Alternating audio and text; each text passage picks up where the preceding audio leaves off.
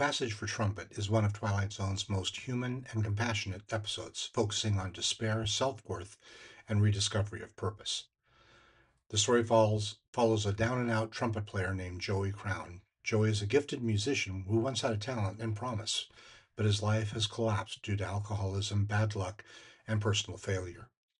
He lives on the margins of society, drifting from cheap rooms to lonely streets, playing his trumpet for a little money and even less respect. Joey's sense of failure becomes overwhelming. He believes he's worthless both as a musician and as a person. One night, after another humiliating experience and a string of rejections, he reaches the breaking point and decides to end his life by stepping into traffic. At that moment of impact, time seems to stop. Joey is transported into a strange, quiet, liminal space that feels neither like life nor death. There he encounters a mysterious, soft spoken man named Gabriel. Gabriel is not threatening or judgmental. Instead, he speaks calmly and with understanding. He tells Joey what he experienced is not the end, but a transition, a moment between despair and something else. Joey initially believes he has died, but Gabriel suggests that the situation is a little more complex. As they walk through this strange space, Gabriel helps Joey reflect on his life. Joey insists that he has wasted his talent and that no one cares about him. He sees himself as a failure who has nothing left to offer.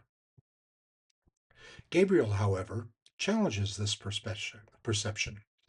He reminds Joey that his value is not defined by fame, success, or recognition. Instead, it's rooted in its ability to feel, to express emotion through music, and to connect, however briefly, with others. Gradually, Joey begins to understand that his despair has distorted his view of himself. The world, he believed, had rejected him, has not entirely closed its doors. He had, in many ways, closed himself off first. Gabriel then reveals a deeper truth. Joey is not as far gone as he believes. He's at a crossroads, not an endpoint. Joey is given a choice to remain in this state of escape and surrender or to return to life and try again. He chooses life.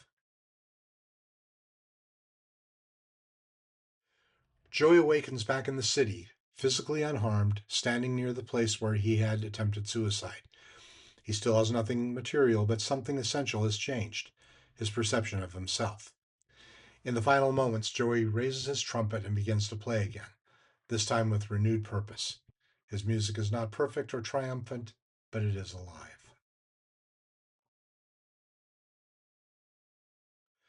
Jack Klugman was one of America's most respected television actors, celebrated for his remarkable ability to portray ordinary, flawed, and deeply human characters.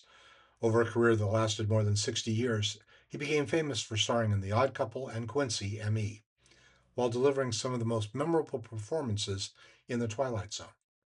Jack Klugman was born Jacob Joachim Klugman on April 27, 1922, in Philadelphia, Pennsylvania.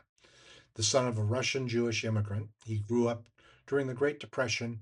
After serving in the U.S. Army during World War II, he studied drama at Pittsburgh's Carnegie Institute of Technology, now Carnegie Mellon University.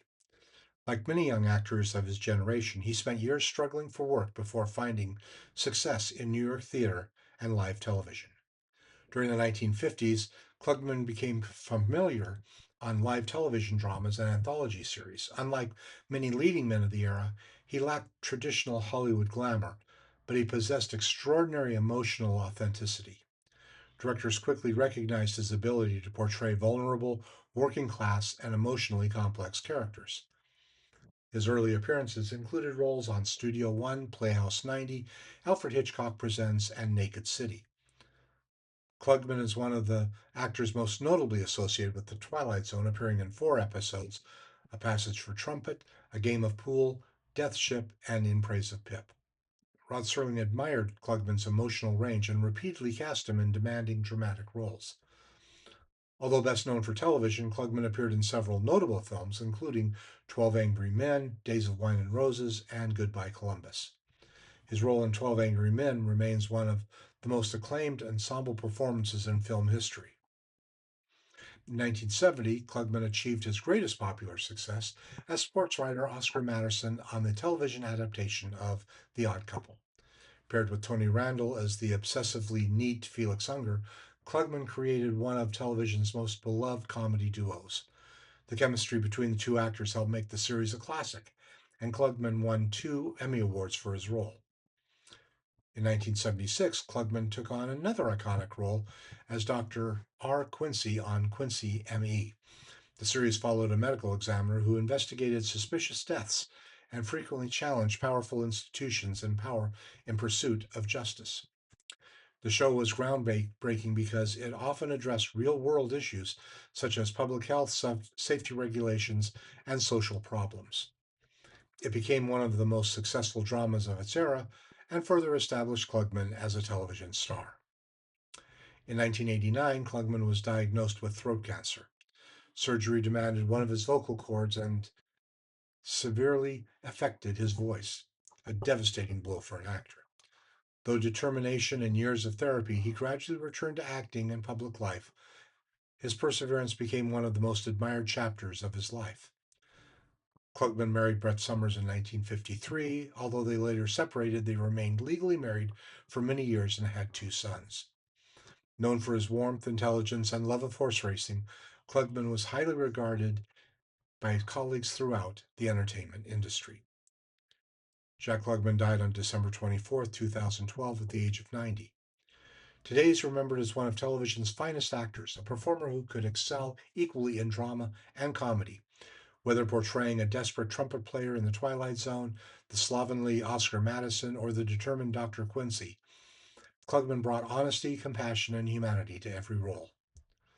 For many Twilight Zone fans, his performance remains among the most emotionally powerful in the entire series, demonstrating why Rod Serling returned to him again and again as one of the show's most trusted actors. Ned Glass was one of the most recognizable character actors of film and television. Known for his distinctive voice, nervous mannerisms, and expressive face, he specialized in playing shopkeepers, clerks, landlords, salesmen, and lovable eccentrics. Over a career spanning nearly 5 decades, he appeared in hundreds of films and television programs.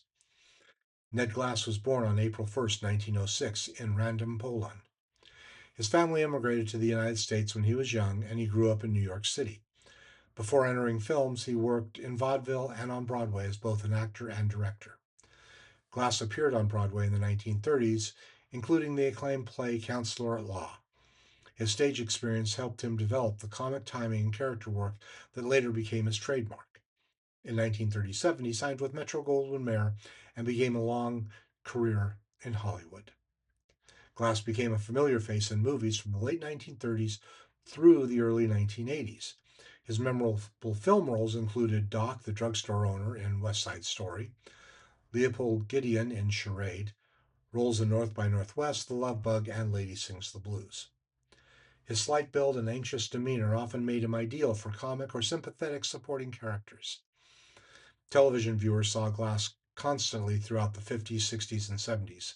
He appeared in dozens of popular series, including The Phil Silvers Show, The Honeymooners, Gunsmoke, Bewitched, Get Smart, Julia, Barney Miller. He was particularly effective at portraying quirky, fast-talking New York and slightly frazzled authority figures. Glass excelled at portraying ordinary people, unlike many character actors who specialized in villains or authority figures. He often played small business owners, shopkeepers, clerks, neighbors, harried working class characters. His performances felt authentic because he seemed to embody the everyday people who populated American cities and neighborhoods. Glass continued acting into the early 1980s. His final screen appearance came shortly before his death on June 15, 1984, at the age of 78. Ned Glass never became a major star, but was one of Hollywood's finest character actors. His ability to create memorable personalities from even the smallest roles made him a favorite of directors and audiences alike. Whether appearing in West Side Story, Charade, or a classic television series, he brought warmth, humor, and humanity to every performance. The Houghton Construction Worksite is a tribute to producer Buck Houghton. This is the final episode to feature the original opening sequence.